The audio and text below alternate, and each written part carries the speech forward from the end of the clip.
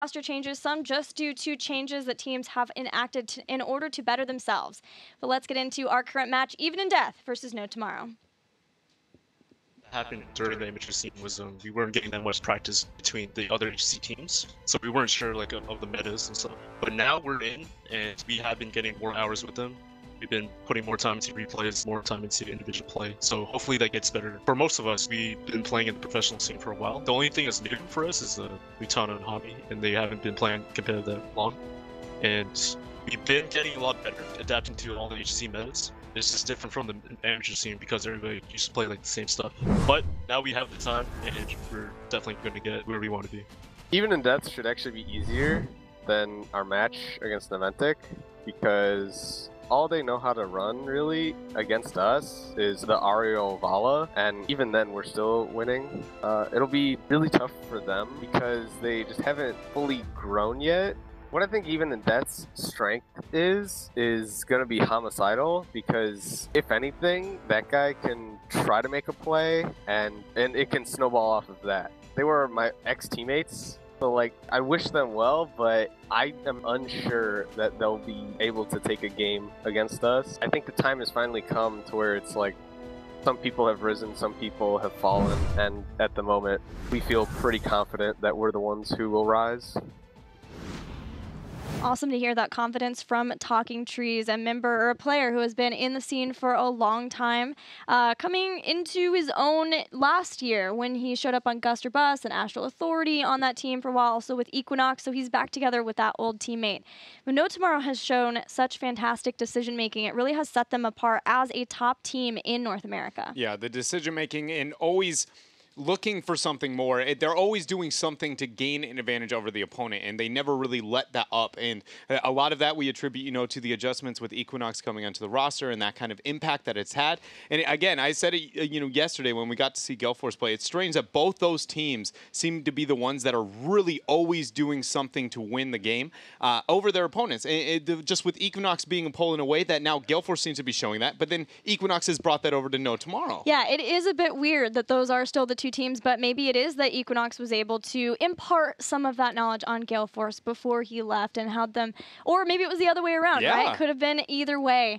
We're ready to get into the battleground for game number 1. Even in Death have chosen Braxis Holdout. Not too much of a surprise. It does seem to be a favored battleground for Even in Death.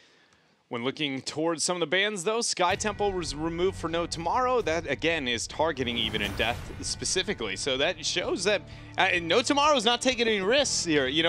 Not even though it's Even in Death, they are not calling themselves a free win. They're going to take away the most the most favored battleground for Even in Death. Yeah, I don't think we see any chances of a Tyrande pick or anything of the like we saw from Galeforce versus Even in Death yesterday, solely because if it comes down to this 4-way tie between Tempo, Galeforce, Team Freedom, and No Tomorrow want a good battleground score. So I think we'll see them be just as dominant as they were versus Naventic. They did lose one game to Naventic, but they also came in with this Bloodlust comp and just were ready to Bloodlust on top of the core. The first chance they got for an early victory. Yeah, they were absolutely looking for the win condition as soon as possible. And we can expect that here again against Even in Death. But we are ready for the draft here. Game number 1 on Braxis Holdout, Even in Death versus No Tomorrow. No Tomorrow is going to be kicking it off. I expect the bans to stick to the norm. Nobody's going to fluctuate too much when it comes to overall drafting. If anybody has that kind of, the envelope push in their direction, it would be that on Even in Death to get the crazy upset here. But Stitches is the first removed.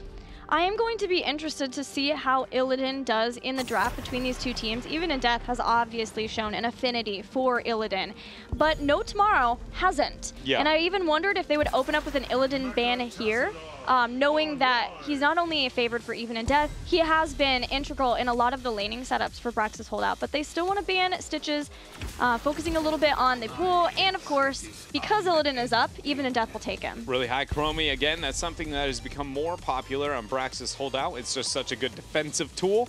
Other teams, like yesterday, we saw Even in Death. No, it wasn't Even in Death. Who am I thinking of here? That busted out the Chromie. Even in Death. Oh, was it? Yeah, that was busting it out again. Man, for some reason I was like, my memory just... Her time warping made you forget. She was playing with your memories. Yeah, that's a good point. But the fact that they use it so heavy onto a 3-man to be overly defensive. Typically, it's paired with the Stitches, but No Tomorrow doing the research. They have not let that been an option. What do we see No Tomorrow commit? The tasks that are so open-ended. It's really any direction. They could go into like the Wild Tracer direction and be like, we're going to skirmish, or they could go more of a traditional composition. First is going to kick off with the Uther. And do we see like a Vala or a frontline? You know, Vala. It's going to be the Vala. They still respect that they need to have somebody strong in a sort of 3-try composition to be able to keep a lane push. So they're going to get Vala, but I don't know if this means that there's no longer an option for a Tracer because they want to make sure that they could have somebody still for the top lane, or if they'd still be willing to go in a Tracer, because I don't think we've seen too much No Tomorrow on Braxis, just 2 games, and that is one of the few places where they haven't been willing to bust out a Tracer pick. Yeah, Tracer, it's really weird when looking at Braxis holdout because she does amplify half of the map, but she struggles in another. The laning concept of Braxis holdout, she doesn't provide much, but she does on the cycling of the rotations, you know, like that Murd and kind of backdooring the shrine. That is where she's very, very good. So it's just kind of, is that too much, too articulated, too fast? For her to be of high impact. I think it is an option that No Tomorrow could go, but again, not one that they are forced into by any means. Arthas was banned for Even in Death, no surprise considering that they have the Illidan on their side. We know that auto attack debuff is, you know, if you can avoid it, you absolutely should. But the Anubarak ban is pretty interesting here from No Tomorrow, just considering no frontline has been picked up. Yeah, I think that this looks, it feels like a confidence play from No Tomorrow. Like, we have a stronger warrior, and we are even going to abuse the fact that you also banned Arthas when you don't have your frontline warrior. But No Tomorrow don't either, so to be able to ban twice into that and then play off of the Arthas ban too shows that Casanova has other plans here. We'll see if maybe that Johanna steal, though, was the plan for Casanova, or if he has something else up his sleeve. Yeah, you know that Johanna would be at least more incentivized on the side of No Tomorrow because the follow, Condemn into Reign of Vengeance is a very synergistic, you know, pairing, and it kind of makes up for a bit of the weaknesses that Johanna may have onto the front line. But that's been taken by Even in Death. So now we're down to the tier 2s in the warrior department for No Tomorrow. Burden is the choice, and a Sonya to back it up. Sonya makes more sense to make sure that they have a strong top laner, and I figured this was going to be the follow-up for Even in Death. Once again, their Rhaegar Brightwing for Braxis holdout that we saw them run yesterday versus Gale Force Esports. We'll see how it works out for them here. The matchup of the Tassadar Sonya against an Illidan is a long-standing one, Gilly. Way back in the day when Illidan was top of the meta, Tassadar along with it. Sonya was the #1 counter to it because of her ability to use spell damage. You can't evade the spell damage, and a lot of her damage output is auto attack, but a lot is very much in that spell with the Seismic Slam, using Wrath of the Berserker, and even talenting the things like Poison Spear. So I expect this game to be very difficult for Even in Death because, again, knowing Homicidal on the Illidan, that's a key focal point for them, and they are direct tools to answer to that on the side of No Tomorrow. So No Tomorrow has just about the same exact composition that we saw from them yesterday versus Gale Force Esports, except that they have Johanna instead of Stitches. We saw the attempt to put a lot of pressure onto a Morales with the Chromie. It just didn't quite work out for them. Yeah. And then once Even in Death lost the first Zerg phase, things looked like they were staying even. But once the first Zerg Rush phase came in and Gale Force Esports commanded that, it was really no turning point or turning back from there for Gale Force to lose that game. Yeah, and hopefully, you know, we see something different here in this one. But just judging by the draft, I don't feel that way. You know, I held a couple of things as true before the draft started into the last game. We didn't see that come to light, specifically talking about that Morales Chromie matchup. And this one I don't feel is nearly as weighted towards Even in Death. If anything, I'm kind of feeling the opposite direction here. I feel like we're going to remember, you know, why Tassadar Sonya Uther is considered one of the highest synergistic 3 heroes together, and a lot of it's going to be able to rip through the Brightwing. She's very susceptible to Sonya. I mean, one spear combo essentially one-shots her, and I talk about how vulnerable she can be over and over again. So even more pressure into this composition, though it is a lot of comfort for Even in Death. I feel like it might be too much in the comfort role. Well, we'll see if Even in Death can pull it off with this composition this time versus No Tomorrow as we head into game number 1.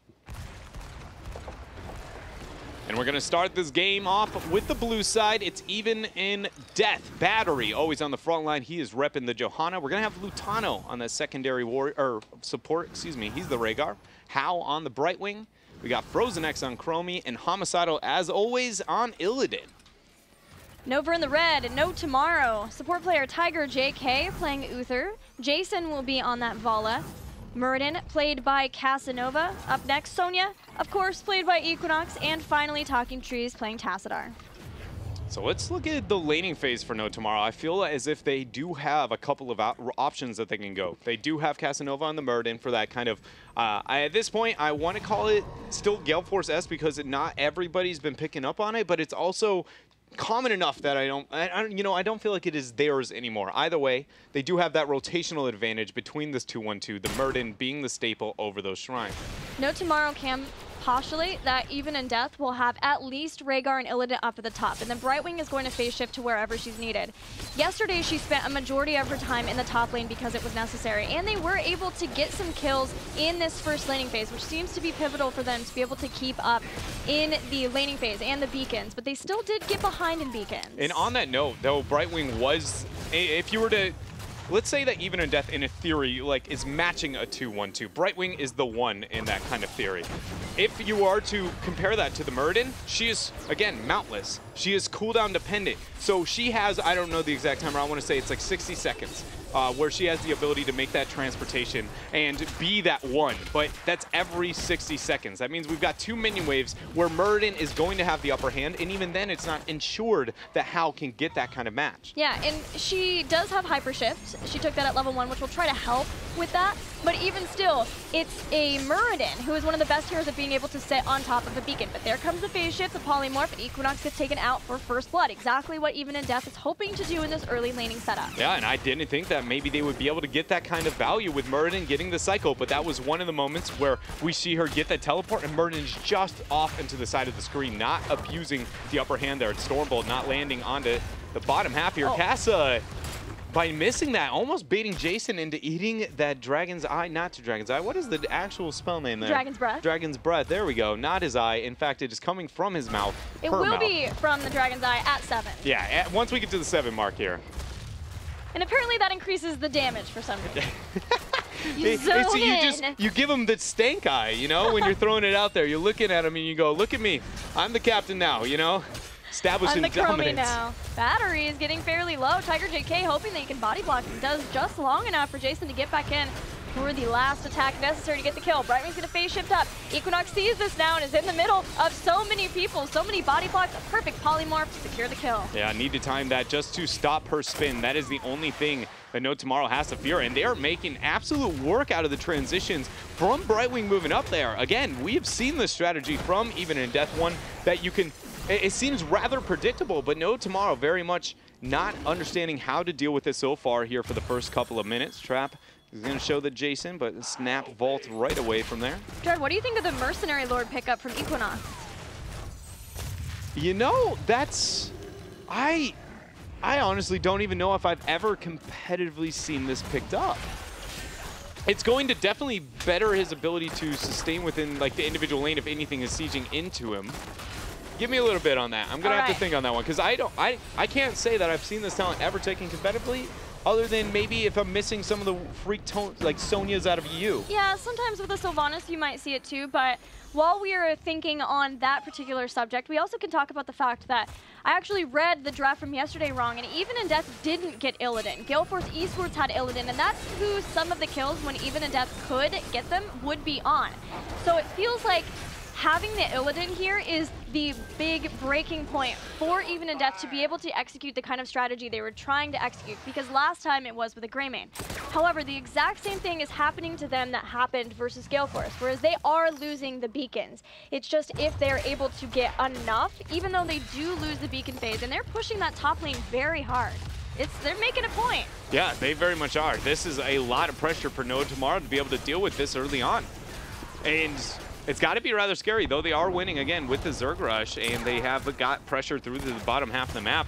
It's just one of those things where, you know, you start out the series, we know that they are not taking any risks like we talked about Gale Force may have into the last game, and starting off game number 1 down, it's got to be a confidence attack there. Homicidal is going to receive the phase shield. Casanova's in a bad spot, gets the Dwarf Toss though, but follow-up there is real for Homicidal, eats a Stormbolt. And now Equinox is the last man to stand. Can he make it out? The polymorph interrupting the spin, and no healing available. That is now another kill. 3-1 here for Even in Death. These polys have been absolutely detrimental. to the members of No Tomorrow up in the top lane, even having to bring Casanova up just to try to deal with it. But it did feel like maybe No Tomorrow was getting a little hasty about this. They have an 84% on the beacons, whereas Even in Death doesn't have any. But Even in Death, just because they're able to get these kills and the fort, they are ahead in experience. But if No Tomorrow just stays patient, they should be able to open up a spot for them to get the last few percentage necessary for the beacon. And they still are doing good work here in the bottom lane thanks to the pressure that Jason's been putting out. Really well-timed Iron Skin there as well from Battery, making sure he doesn't get the chain CC from No Tomorrow. But now No Tomorrow has got to find a way to gain the momentum back out of this laning phase. With the experience, the Zerg Rush is not enough to be able to justify this big of a deficit, not only structurally, but with that experience. The three members of Even in Death on bottom, not able to convert this back, but the pressure on top is still real, as Trees is the only man left up there to deal with it. He drops the Oracle, and now No Tomorrow is fighting on the bottom half, abusing the fact that they know that 1v1 is up there on top. And that is exactly what No Tomorrow needed to do. Find an opening, get a kill. Now they can try to get the final little bit of beacon progress necessary to get the Zerg Rush and try to catch up it structurally as well as in experience. They are still a level behind Even of Death, but not too far there, as long as they don't lose Casanova here. He manages to make it out, and Even in Death now move up towards the bottom half. They've got themselves a Chromie, Brightwing, and Johanna. Rhaegar and Illidan actually going back to skirmish on the top half of the map, even though they are outnumbered. Lutano ate himself a Poison Spear. Now comes the Brightwing shield. Polymorph immediately. Stormbolt does land onto Brightwing, but Hao is totally fine with the positioning. Both of these shrines now controlled for Even in Death, and the percentage on the Zerg Rush is counting up for them. Battery staying on top of this point. Tiger JK and Jason getting fairly low. Frozen X finding his mark for kills, and they'll take out not only Uther, but Vala too. They are just absolutely bodying this aspect of the game, the entire laning phase here. No Tomorrow has been unable to deal with it. Again, I did feel like they would receive quite a bit of pressure there from that duo up in the top, but Rhaegar and Illidan was too much for the Tassonia to be able to handle, and now Even in Death has got themselves 100 Zerg Rush. Granted, No Tomorrow got, what was it, 82% roughly, in the 80% margin, so there's nothing to laugh at either, and Brightwing's going to do her best to try and deal with it. But there's heroic abilities, and Even in Death are going to use those to their advantage to push on in. Since the damage that they did in the top lane is where their Zerg Rush was pushing, it is perfect for them to get even more done along with this. No heroic abilities at all for No Tomorrow. For still a level. Holy falling sword. Battery jumps on top of No Tomorrow. The Bloodlust comes in, and they are looking to get more kills. They are just going in, and No Tomorrow panicked without their heroics, trying to figure out what they can and cannot give up. The keep has got to be on that checklist because it is already down. Jason going out too far. He is picked off. Vala down, keep down, and Even in Death, 8 minutes in, is so far ahead. I'm going to go out on a limb here. Okay. And say, the moral of the story, if the game is indeed won by Even in Death, you can't give Homicidal Illidan. And it's not that the rest of the team isn't playing out of their minds at the same time. Frozen X been on point. Hao's polymorphs been ridiculous. We even have a falling sword. Hello. Everything is playing perfectly at this composition, but things revolve around Homicidal having Illidan for Even in Death. Do you remember the conversation where we were talking about Naventic and getting onto the Illidan, and then I referred to it a bit with Homicidal as well. Hold on a second here. Party Shrub invites are there. Even in Death knows the Poison Spear not getting too much damage. Falling Sword can be used in both directions, and Battery is going to use his defensively. But when we were referring to it is how much continuous pressure Illidan always applies. That, like the stitches, it's every 16 seconds you have that I cannot make a small mistake, but Illidan, it's constant. It is absolutely constant, and that is why if you're a weaker team, I always love you taking the Illidan, because the better team cannot mess up once, or you do have amazing opportunities. Now, the boss invade is going to happen. The Amber Wind pushing a lot of the members away, but look at that boss wailing away at the members of No Tomorrow. The Divine Storm comes in, and they are blowing up Even in Death. Everyone's so very low. Lutano trying to scoot away. The dot does end up getting the kill. Look at Equinox, though. He is trying to use that Wrath of the Berserker, trying to get the chase now, and timeouts used by Frozen X. Cost him his life. 4-4-1. I have no idea how No Tomorrow got that conversion, but they stacked up, used the teamwork, and now abusing that Mercenary Lord we were talking about from Sonya. 50% less damage onto her. I cannot believe No Tomorrow lived through that. The health bars, hello? They were so low. Talking Trees was just getting pew, pew, pew, pew, pew, pew, pew, pew, pew, pew. Yeah, please, somebody help me with this boss. And again, they get fairly low. They need to get out of here. Chromie looks at that situation and is like, that looks juicy. That was a beautiful fight, though, for No Tomorrow. The Divine Storm, I feel like, was the beginning of the end of a lot of that fight, because even No Tomorrow was so low, and then it was just between the Wrath, the Tassadar, and again, the CC that we saw. The Strafe dropped out, got a lot of value there from Jason. They really utilized the AoE that their composition had, which is why everyone was kind of dying at the same rate. Something that, you know, it wasn't optimal with the boss, but No Tomorrow's got to be satisfied because they can claim that they at least have a slight momentum swing back into their control now. The boss has been dealt with. 13 talents here is yet to be achieved, but Vala is now looking to join. The concentration here is all about the top shrine. So we see a little bit of the reasoning now for Mercenary Lord, allowed Equinox to be able to tank there. Just being able to get the Mercenary camps, be the Merker for the team to match an Illidan as well. And then if Equinox happens to be able to push along with the Mercenaries, do a bit more damage. But it also seems like since Equinox maybe isn't going into the standard Whirlwind build that we see, having Poison Spear, maybe we'll even see Mystical Spear at 13, then just not feeling like the Whirlwinding is going to be the cooldown reduction and being able to get out of the roots and slows that you get out of 4 was worth it in this situation when he could get something out of Mercenary Lord. Even in Death tried to get the pressure there on the bottom half of the map, getting the fort away, but they were unable to do so before the 13 talents here. Now the hunt's going to come out from Homicidal. They found themselves in Equinox. Wrath of the Berserker goes. Falling Sword comes down, but nobody's killed yet. Jason tries to get the vault, gets the strafe, but he is now down. No Tomorrow down a member. 3-man Divine Storm from Tiger JK, though. Again, he is saving his team, and now No Tomorrow is going to be able to turn. Twice in a row, the Divine Storms from Tiger JK save the day. Even after Battery jumps on top of both Sonya and Vala. Even in Death, got the initial Vala kill, but it's not like it's an Ario composition where they lose their hope. They've still got Uther. We gotta watch that one again. Here comes the Hunt.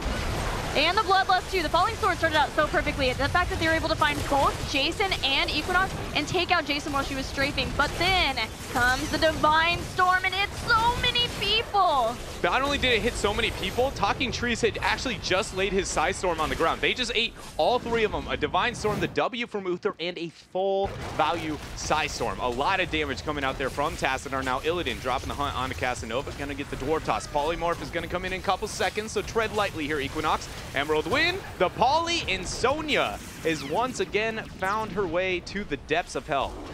This is just a time and time again, Equinox going a bit too far, not respecting Hal on that Brightwing.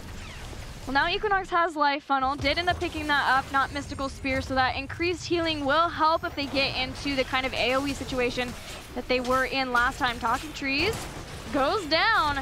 No Tomorrow starting some staggered deaths that even in Death. Oh, that was... You know, I respect the attempts. That's where I'm going to leave that one. Yep. They were bloodthirsty there. Trying to get that track down. Now the Hunt coming in once more on to Casanova, but this time they've got Tiger JK. They're okay. They've got the healing.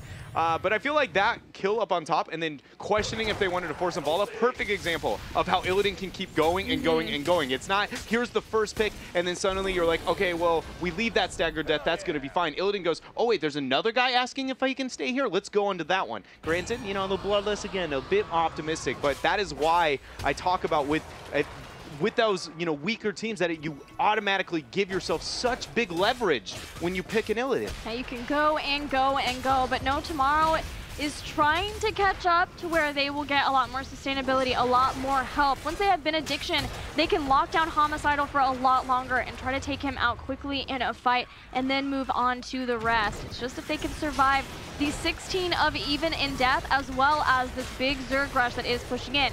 Brightwing is defending the Zerg rush of No Tomorrow in the top. It can phase shift in whenever needed. And they may look for some sort of Brightwing bomb with the Falling Sword and then the phase shift in to separate out No Tomorrow to take out this keep as well. Equinox is doing a good job on the front line, being able to deter some of that damage. Homicidal got stunned out. Cleanse and the face shield has been used on top of him. No Tomorrow looks like they want this fight, though they are yet to have their 16 Talontiers.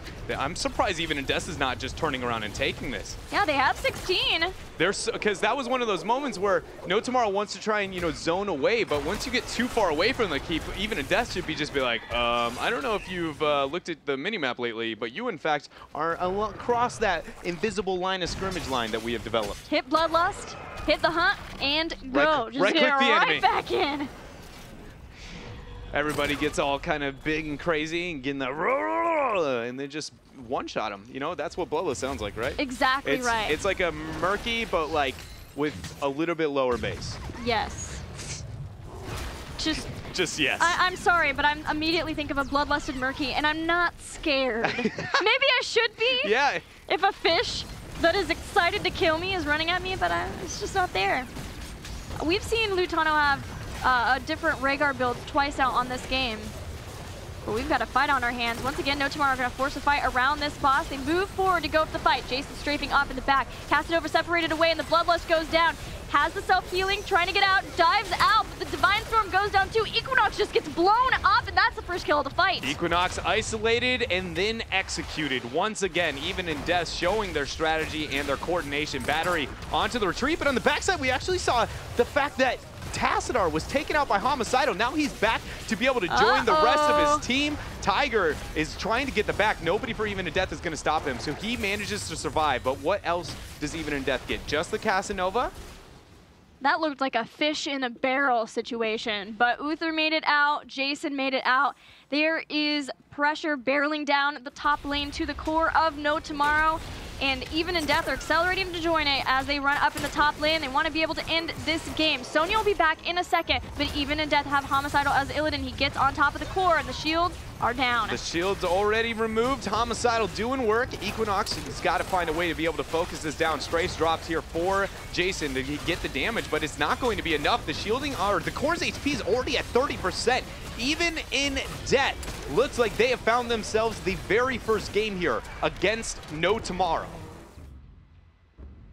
We've heard a lot of talk about teams, or from teams, about Even in Death, and how they felt like Even in Death is showing up in scrims. They are making a good performance. They just haven't been able to transition as we hope to transition into to having lights on. Thank you. Oh, I did that. That was me. Are you So when greatness happens, it's just you claim it first and it's yours. Yes. I got it. I'll remember that for next time. No, don't. Prepare to get wrecked. But anyways, Even in Death. They showed didn't promise. get wrecked. They did not get wrecked. They showed promise in their scrimmages. We heard a lot of hype about when they would kind of come to light, when they would finally be able to perform, and this does show like maybe that is a bit of a sign. I feel like it's a little bit of lack of respect for No Tomorrow in terms of research, not understanding how that composition wanted to be ran, or maybe Even in Death has got the the next tier of Braxis holdout meta for North America. I would say that, but in the video, Talking Trees even admitted that they run Illidan against us, or was it the Vala that they specifically mentioned? It was both. It was Ariel and Vala like style strategy. Yes. They feel like that's got to be a focal point, but I guarantee that Homicidal Illidan's a part of it's that. next on the list. Like when you think of Even in Death, there's one of those two things. So it very much was like they decided to opt a little bit more towards removing some of the appeal of going in the Ariel direction, neglecting that of the Illidan, but obviously not having the proper answers to deal with it. Yeah, Equinox had a tough time, and Homicidal was playing at the top of his game in that game. We can talk about both of these players since they play the same role. The Melees. Looking at the KDA, very close between the two players, but more hero damage overall average per game from Equinox than Homicidal. But granted, you saw Homicidal does end up soaking off to the side quite a bit. Yeah, and on the higher, part of kill participation there for Equinox out of some of the player comparisons we've had this week, sitting at that 94.4%. No surprise, though, considering he is the shot caller, most likely, to be involved in every decision possible because you're the first one to think of it.